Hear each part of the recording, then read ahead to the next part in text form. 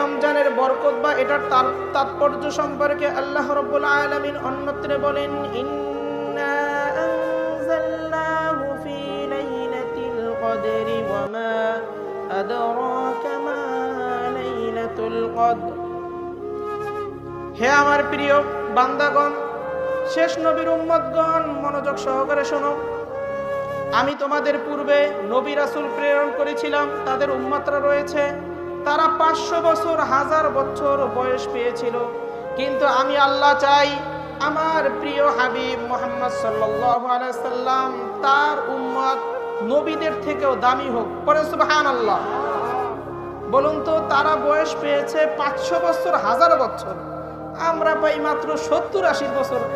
তারা তো আমাদের থেকে নামাজ বেশি পড়েছে, তারা তাসবিহ তাহলিল বেশি পড়েছে, দোয়া কালাম বেশি করেছে, আল্লাহ তাআলার কাছে রুজু বা প্রার্থনা করেছে বেশি। আমাদের থেকে তো তারা দামি হবে, আমরা কিভাবে দামি হতে পারি? সে কারণেই মূলত আমাদেরকে আল্লাহ রাব্বুল আলামিন আশ্বস্ত করার জন্য বলেছেন, ইন্না আনজালনাহু ফি লাইলাতিল কদর।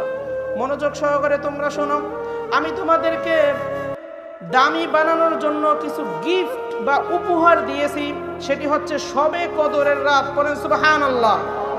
আপনারা কি ইমাম সাহেবদের থেকে শুনেন নাই যে শবে কদরের রাত 1000 মাসের থেকে উত্তম?